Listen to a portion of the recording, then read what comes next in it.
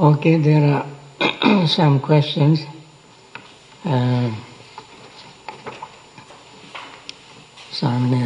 Gunaratana has typed them for me. Some of the questions that were difficult to read. So he managed to read them and type them to make it easy for me. First question is, true or false? Okay, tick off. Like in computer, tick off. Exploring the past or future can be Vipassana. If I see things in the past or future as they really are, Vipassana doesn't only have to be in the present moment. It doesn't matter whether it is past or future, it happens now. This is present moment. So Vipassana really is the present moment's awareness. When past experiences happen in the mind, normally people don't look at it as the past experience put into one bundle. All the past experiences put into one bundle, label past experience. The problem is people don't do that, they go into details. Any minute detail, they go into that. And then keep thinking. That is where they get into trouble. So I suggest you put them into one bundle. If future speculations or procrastination or thinking, planning happens, that happens now, this moment. Put them in one bundle. Then future. Don't think of all the details. So both labels, past, present, and both past, future, happens now. That is very easy to deal with. So look at the mind in the present moment. What happens in the present moment? When you put into these two categories, you can deal with them very easily in the present moment. Next question. Is there anyone who shouldn't meditate, or where it will do more than good, harm more than good? Perhaps if somebody is under the influence of alcohol or illicit drugs, or mentally not sound, stable, that person should not meditate. Because that person can go into all kind of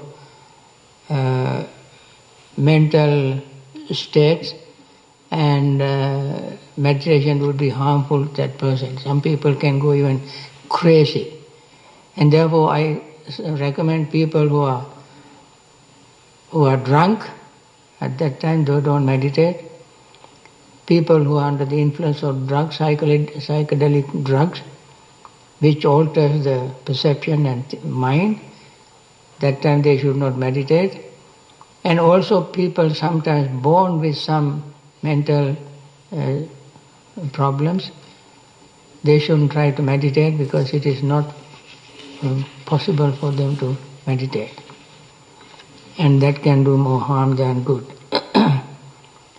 How can one develop or cultivate forgiveness for someone has wronged us?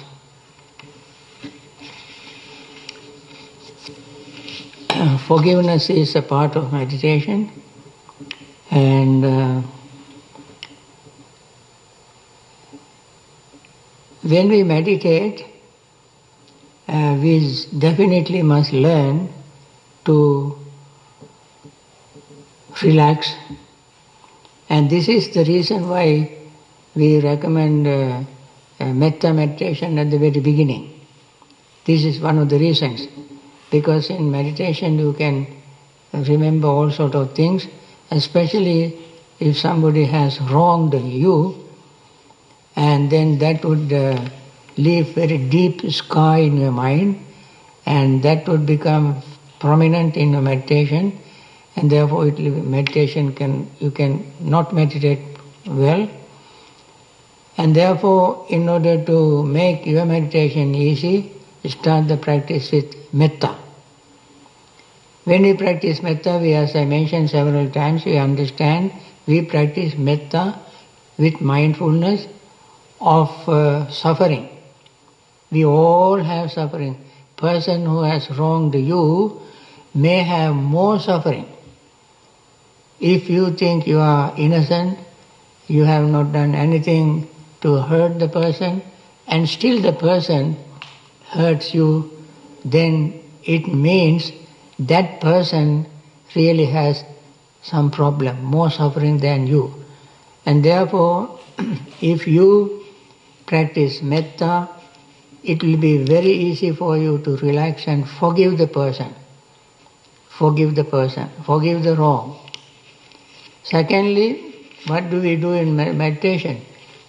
We understand impermanence.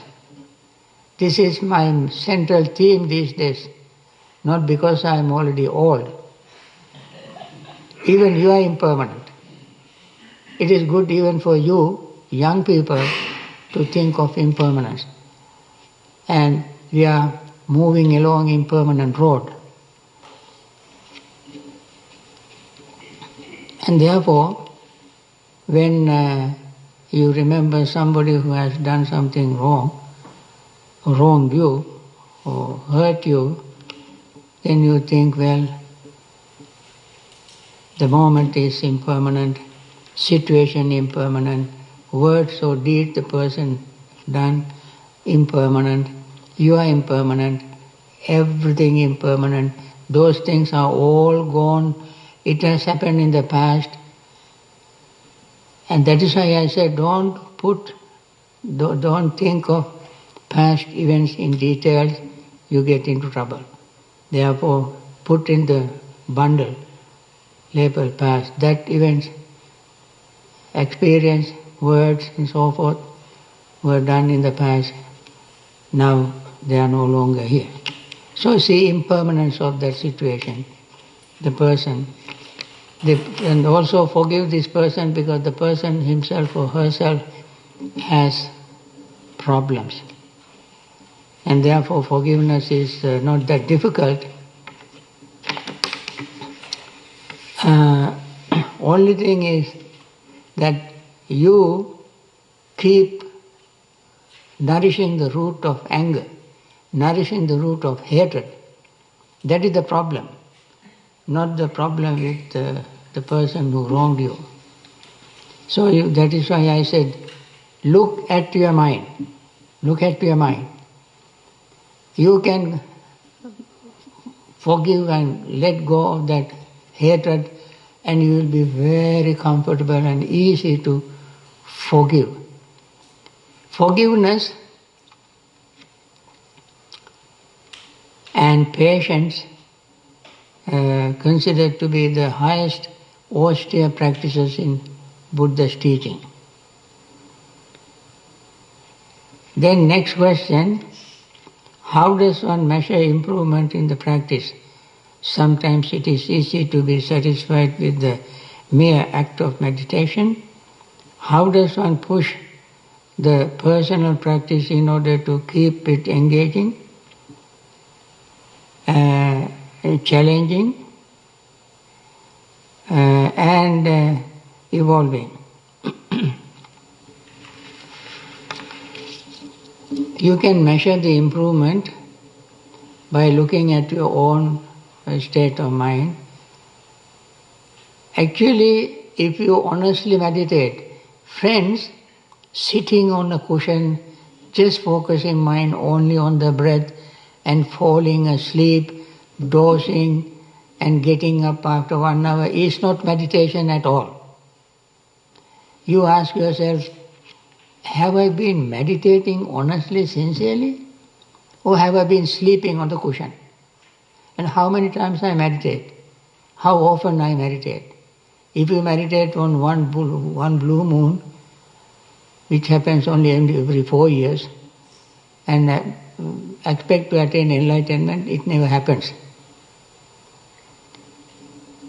If you meditate every single day more than once, at least twice a day, every day, only then can you assess your attainment, your improvement. Then you can see if you started 5 years ago.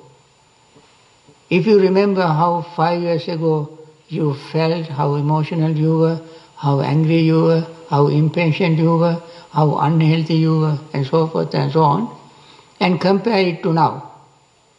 Compare with what happened during these 5 years and see how you are now. Are you still impatient? Are you still angry? Are you still greedy? Are you still restless? Compare that. That is how you have to compare.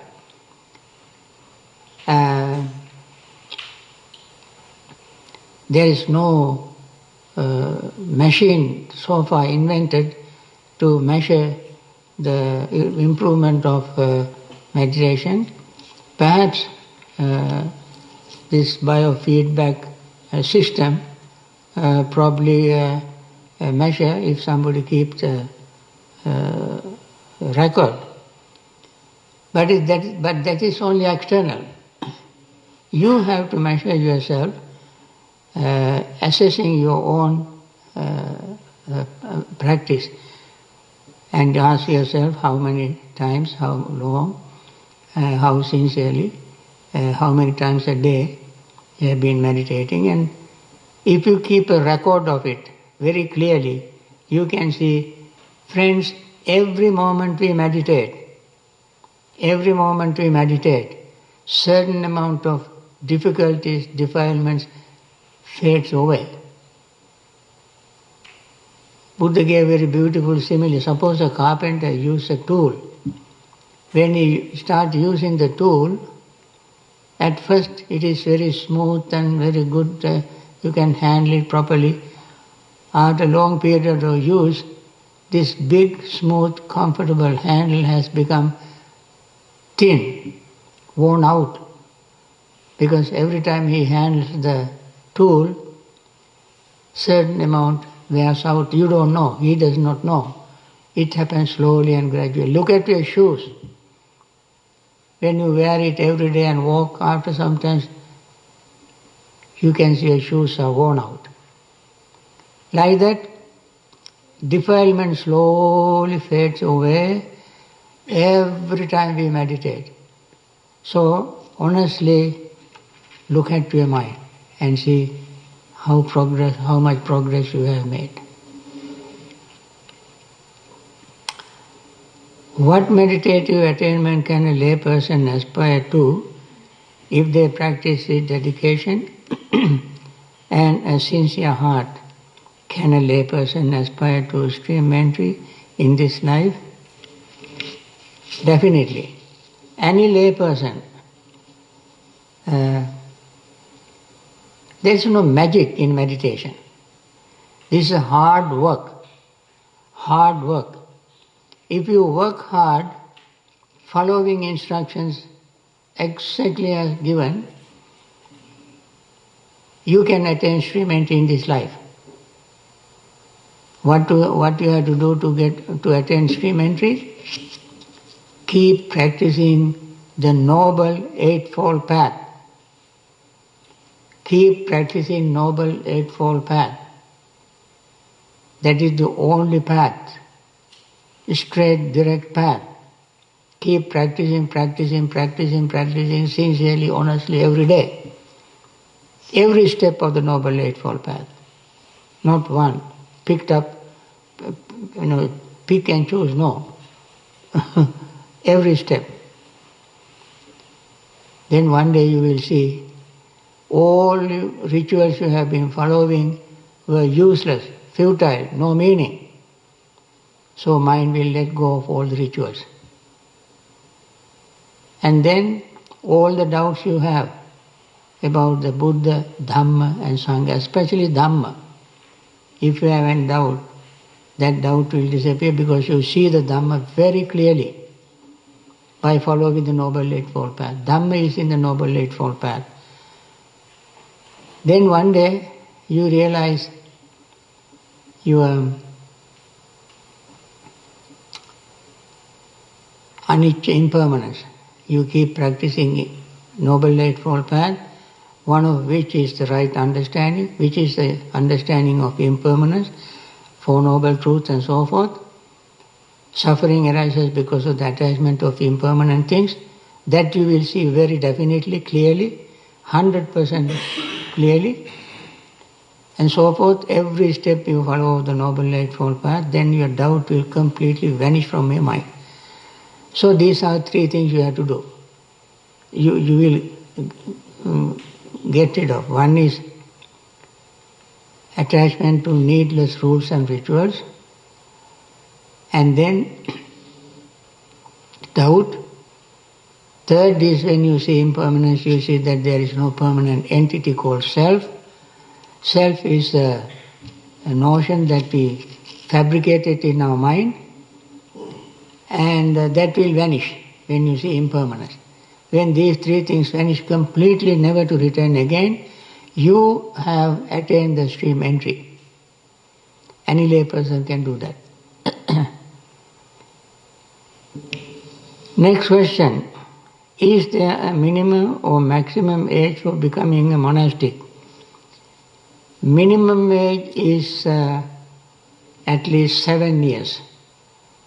According to Vinaya, child should be able to chase away a crow that come and peck on him. Crow. A 7-year-old boy or child can do that. So that is the minimum. There is no maximum limit, no upper limit. However, to be very practical these days, depending on the society, for instance, in the United States and Europe, we don't ordain anybody less than 21 years. Less than 18 is legal, illegal, to separate from parents and put in a monastery. I don't think the parents would allow that, and the society would allow that. There also will be all kind of bula about that, misunderstanding and so on.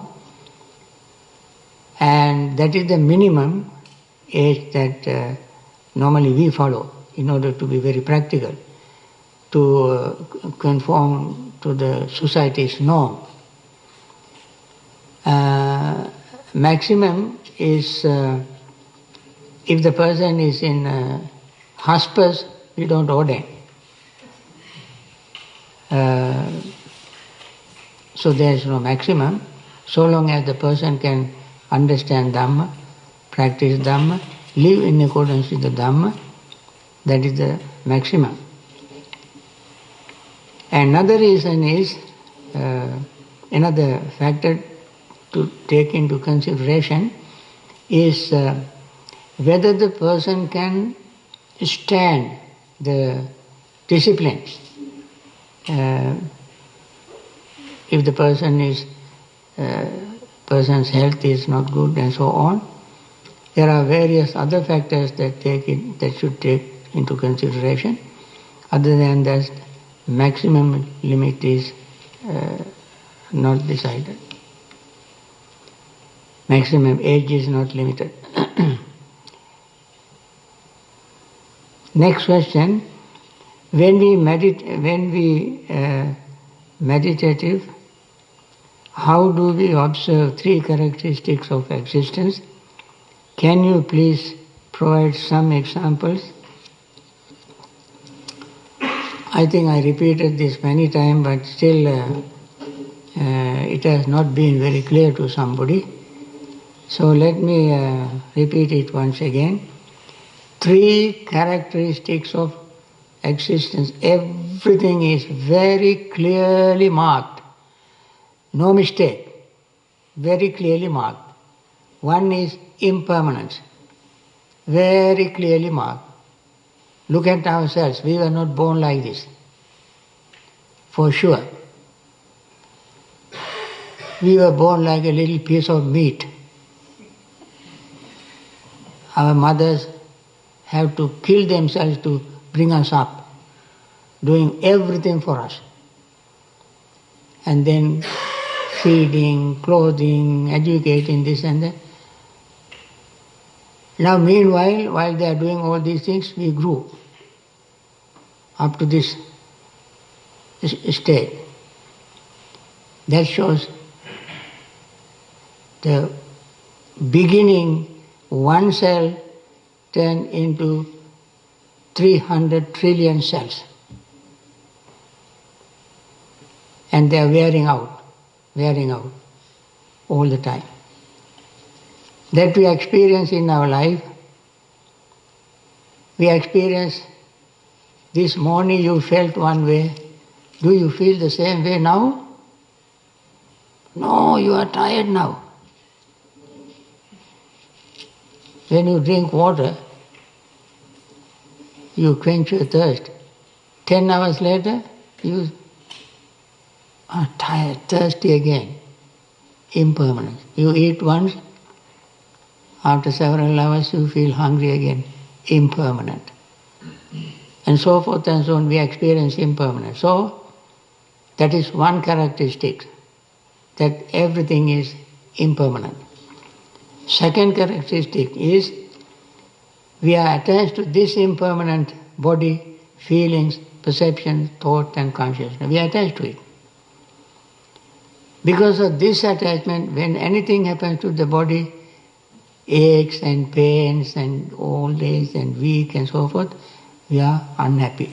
The mind thinks certain way, body doesn't behave that way. So there always is conflict between the mind and the body. That is, mind cannot be satisfied. Body you can satisfy by eating when you are hungry, drinking water when you are thirsty, when you want to urinate you can urinate and so forth. That way we can make the body to some extent comfortable. The mind is not satisfied with that.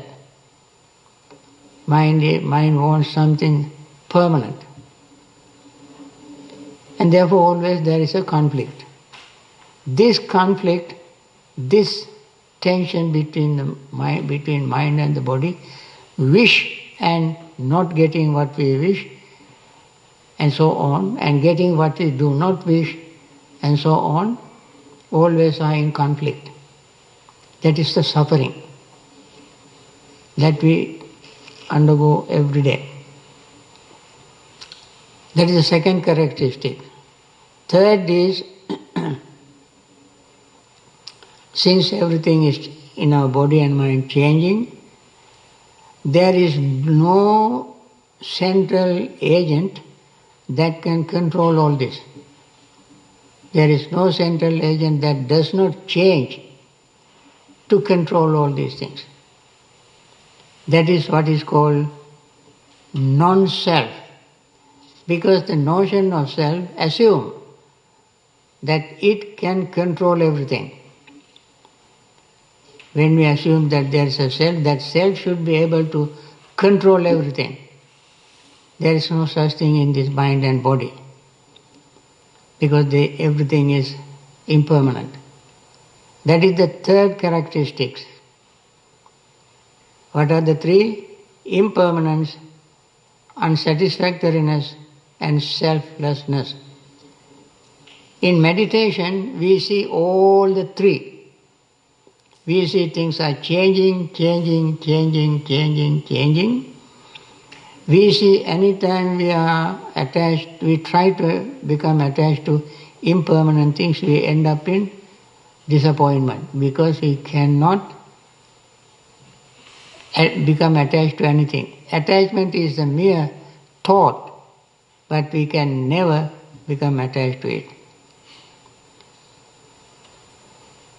So, this is how we see impermanence, suffering and selflessness in meditation, particularly in Vipassana meditation.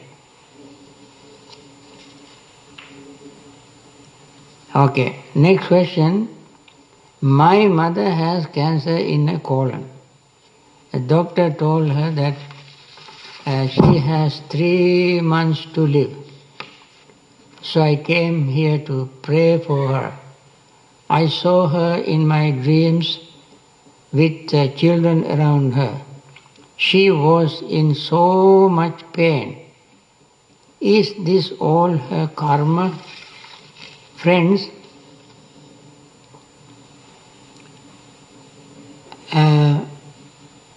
karma, we don't attribute everything to karma.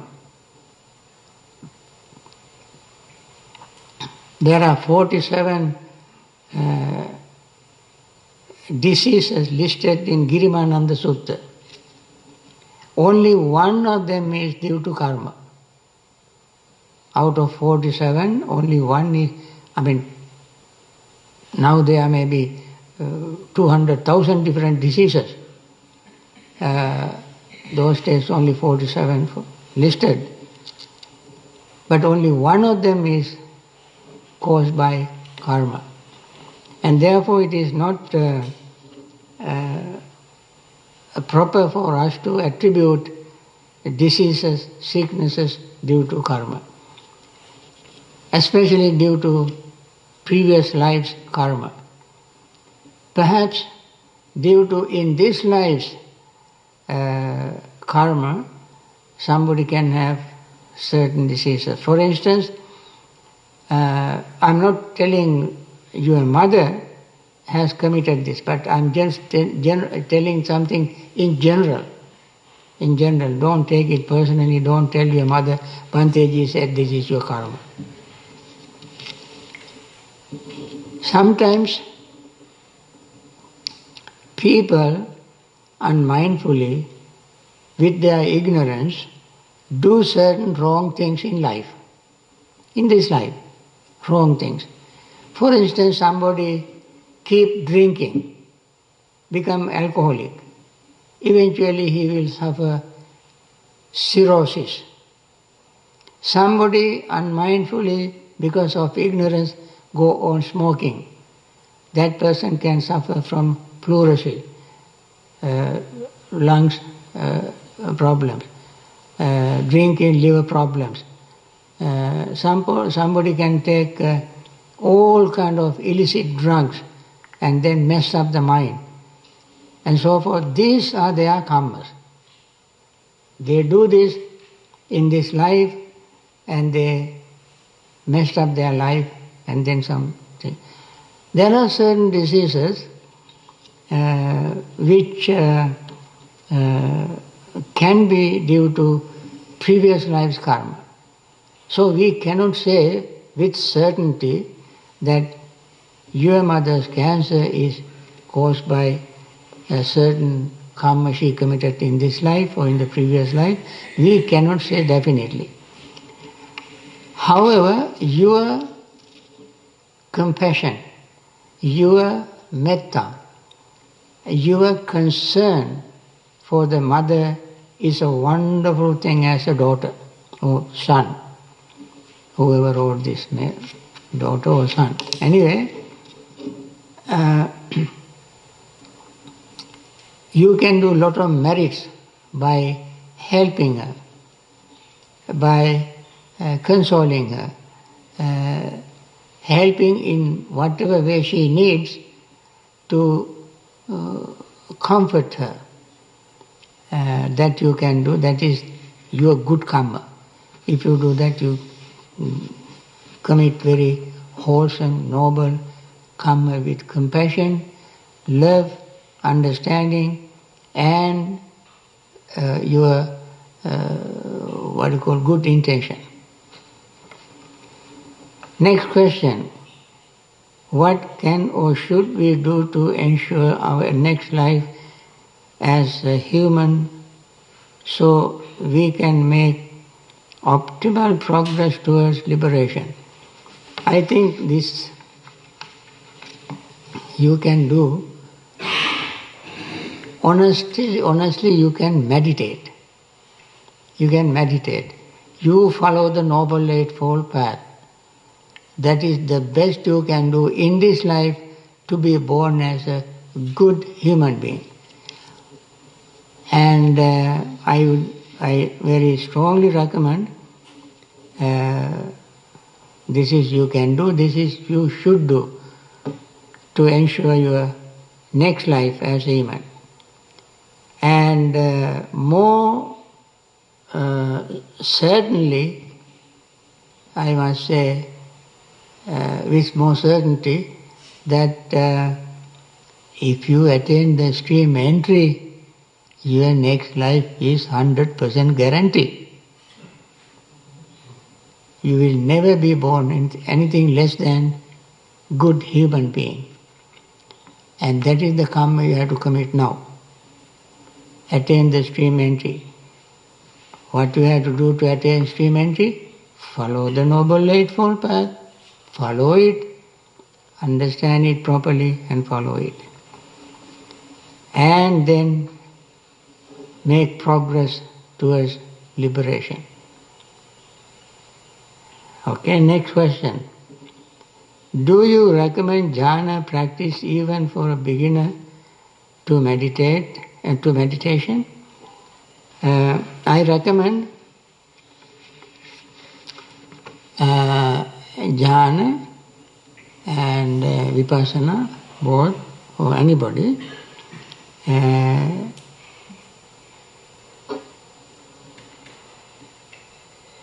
It is actually good if a beginner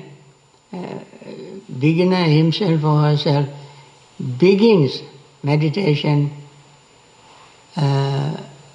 to gain, not hoping and keeping the attainment of jhana as a goal, but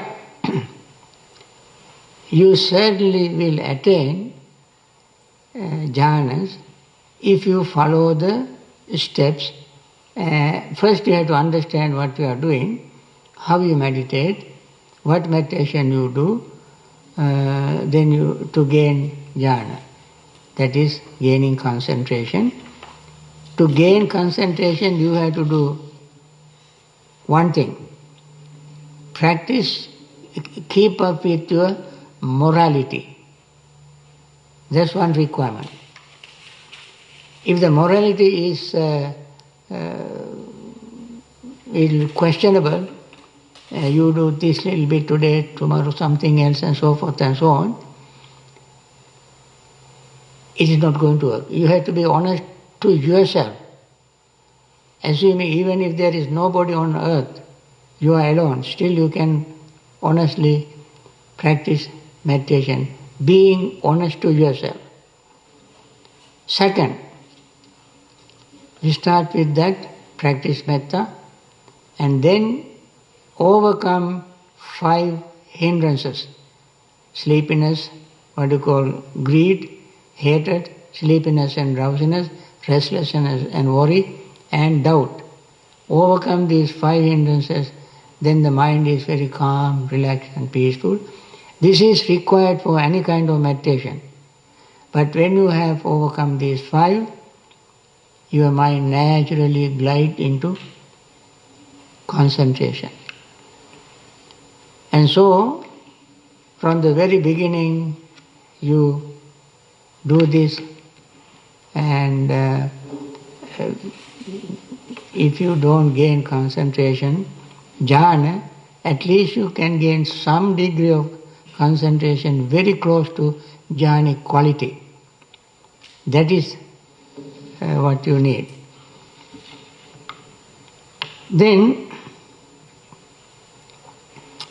next question. I try to answer all these, go through these questions, answering them quickly, because I want to answer all of them.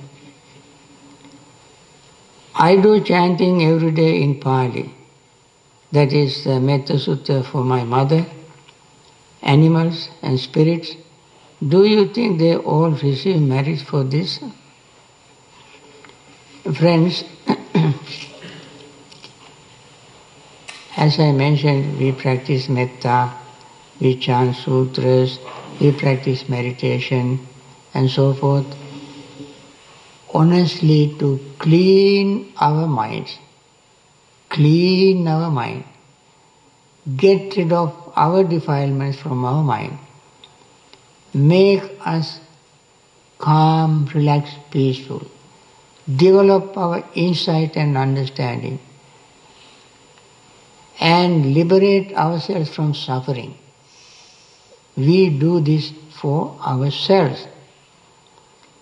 With that state of mind, you can wish all other living beings also peaceful, happy, liberate and so on. You can wish. Whether they will receive these merits or not is not your concern. And also, actually you cannot share your merits with somebody who is not doing that person's part, not playing that person's part.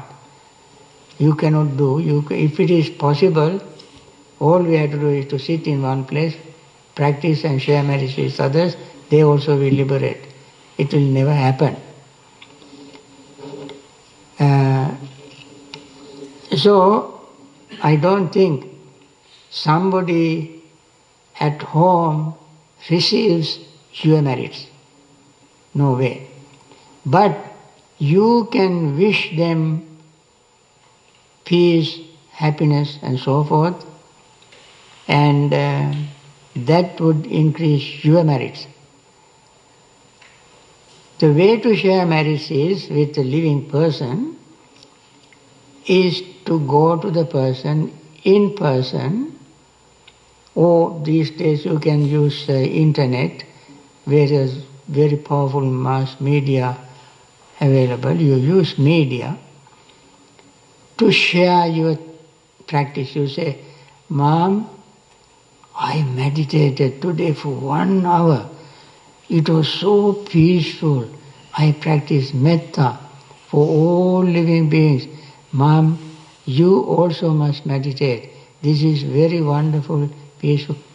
So the mom think your son or daughter is doing something very good.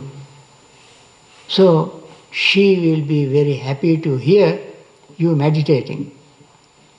That is the way she shares your merits. You create an opportunity for her to be happy. That way she will be happy and she gets merits. That's the way. Write a letter, email, telephone, text, FaceTime, whatever. Talk. The person will receive your merits.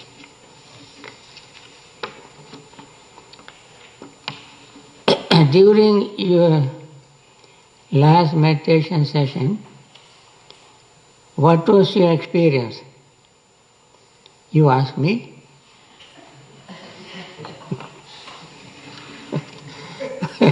My last meditation session was this morning. Wonderful experience.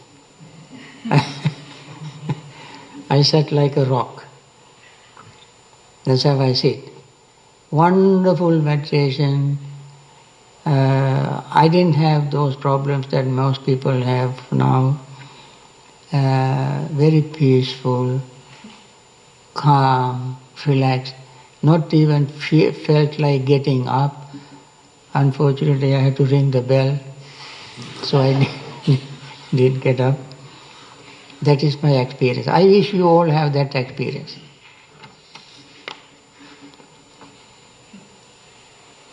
What are the teachings on discipline? Is it ever acceptable to stray from daily practice because of laziness? No excuse, no way. I would never recommend this.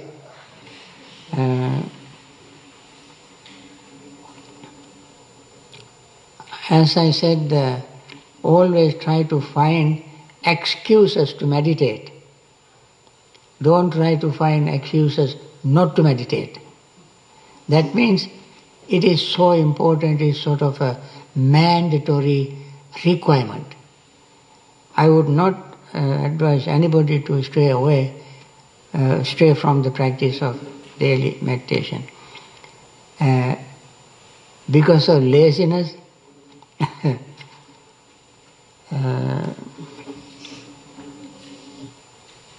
laziness is something that you have to overcome. Sleepiness and drowsiness is laziness. You must overcome that. I would never recommend or never promote laziness.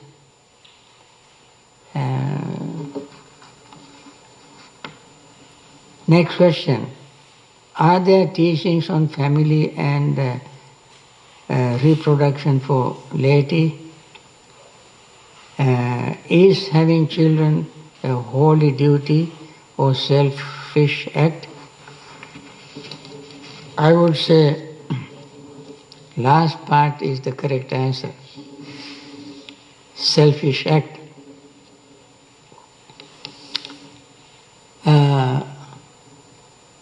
Buddhism doesn't talk about reproduction because Buddhism assumes that all living beings have inner-born desire to reproduce. So they don't need any special education to a special teaching for that. That they do normally anyway.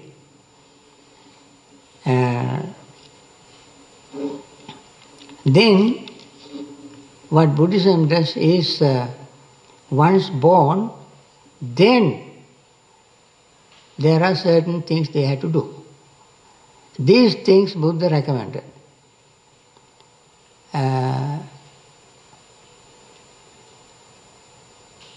Their duties, responsibilities, and how to promote their peace, how to promote their family life, and so forth. These things are recommended. There's a special discourse in Digha Nikaya called Sigalo Vada Sutta, which is known as layman codes of discipline, where the entire structure of family, their responsibilities, duties, and so forth are outlined. Another discourse is called Vyaggapadya Sutta. There also lay people's duties and responsibilities are outlined. Besides that, there are many, many discourses for lay people to follow. None of them talk about family planning, reproduction, and how they should do that and so forth. No way.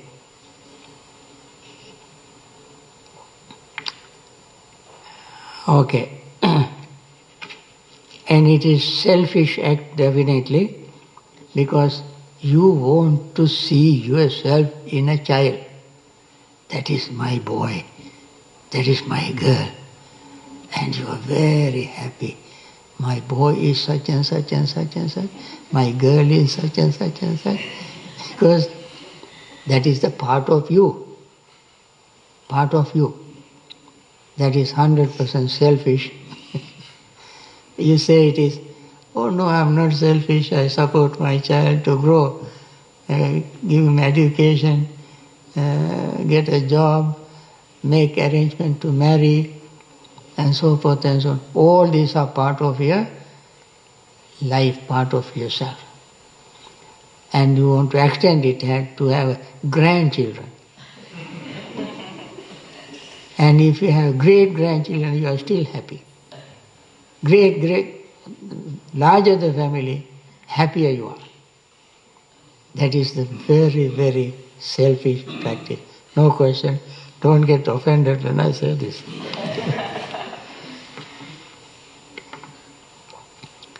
Can the legs falling asleep for a long time be dangerous?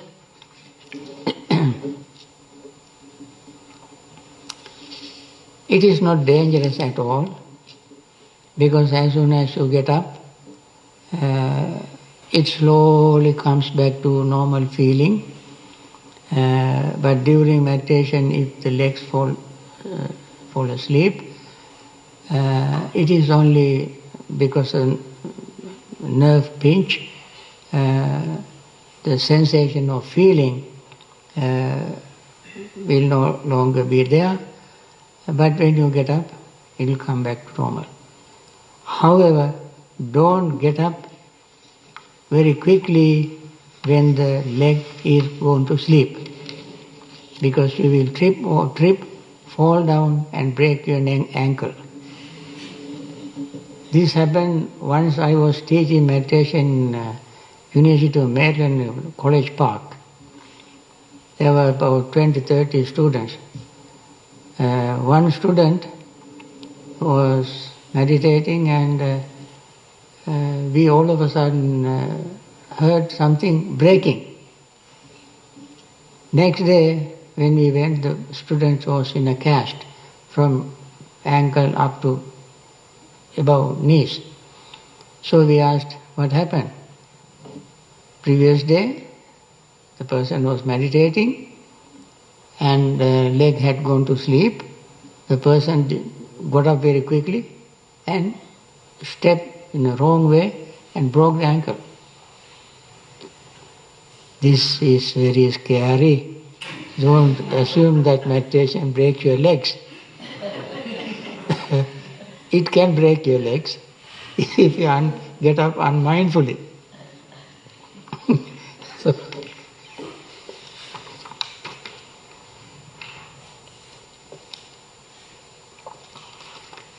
other questions?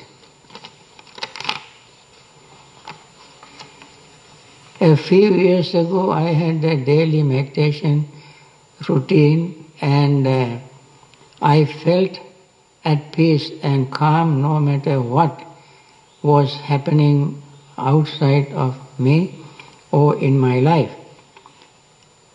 I then stopped practicing and recently began to practice again. This time it is feeling much more difficult to cultivate a sense of calm and peace. In my daily life, even with daily practice, in a daily life you don't feel calm and peace, even though you practice daily.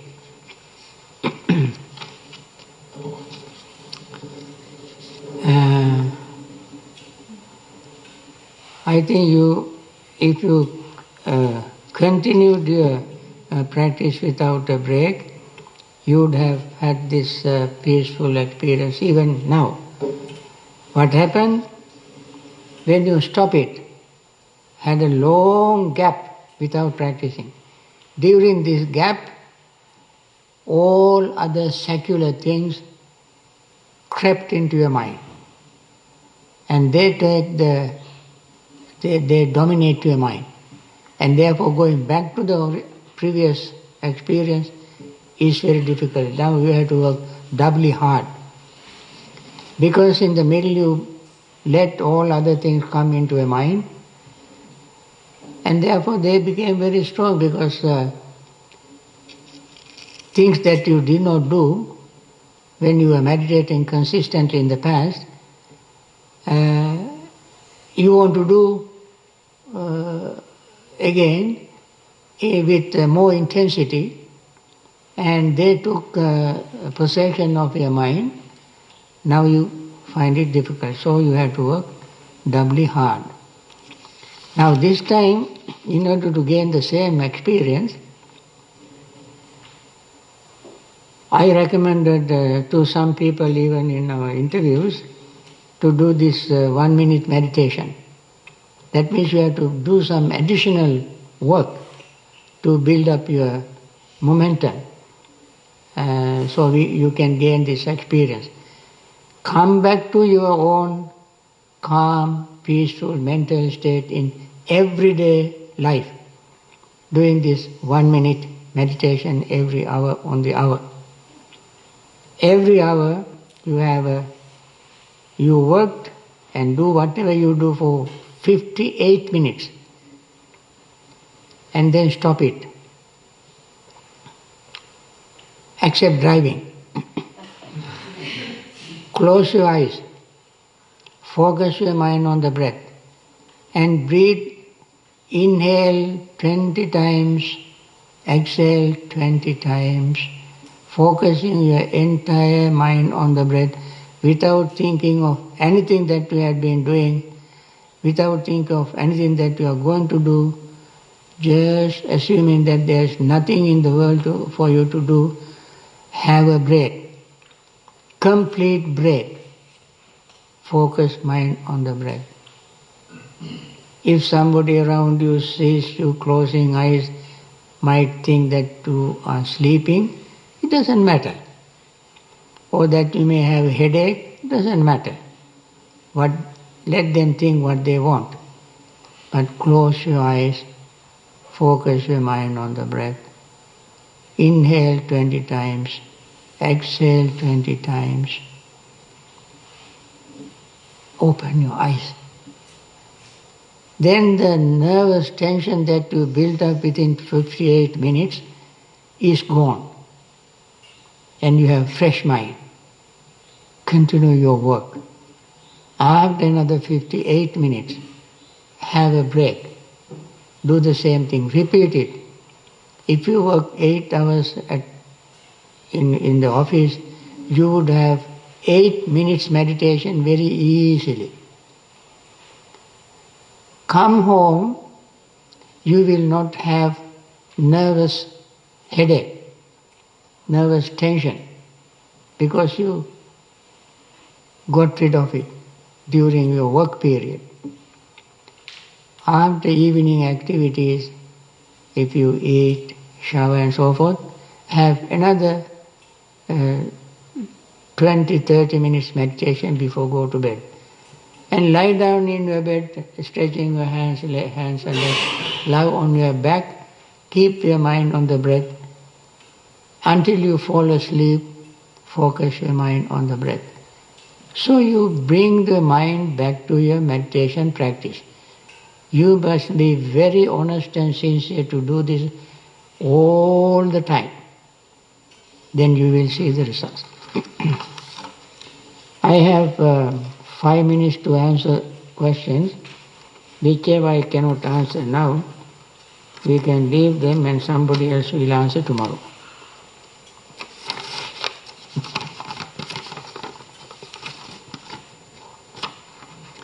Can you explain the proper way to observe and work with bodily sensation to reveal the nature of impermanence in the context of the mind-body laboratory? You see, when you breathe in and out, I ask you many times, focus your entire mind on the breath. Keep the mind locked in the breath. So, every time you breathe in, you feel the beginning of breath. You feel it. As you keep breathing, the feeling moves along with the breath. When the breath goes into the lungs, you experience lungs expanding. You feel lungs expanding. And then you feel lungs expansion stops. Then you begin to breathe out. From the moment you start breathing out, you feel the breath, and the mind moves along with the exhaling breath. When the breath is no longer in your lungs are empty, then your exhaling stops. You feel that. And then immediately lungs begin to pull air from outside through the nostrils. You feel that. You feel the tension of your lungs, expanding your lungs, contracting your lungs, breath coming in, breath going in. All you feel. There is no other way to know it. You feel. This feeling is changing as the breath is moving. That is how you understand the feeling, impermanence. Feeling from the beginning to the end, the beginning feel is no longer at the end of the breath. Beginning of exhale, the feeling you had at the beginning of exhaling is no longer there when exhaling is complete. It is very simple.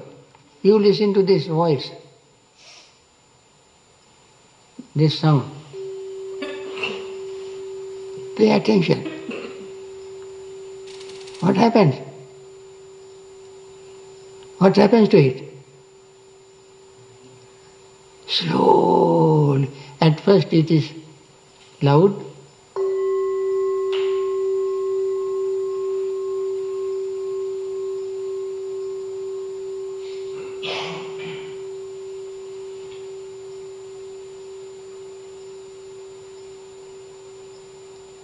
Did you notice impermanence?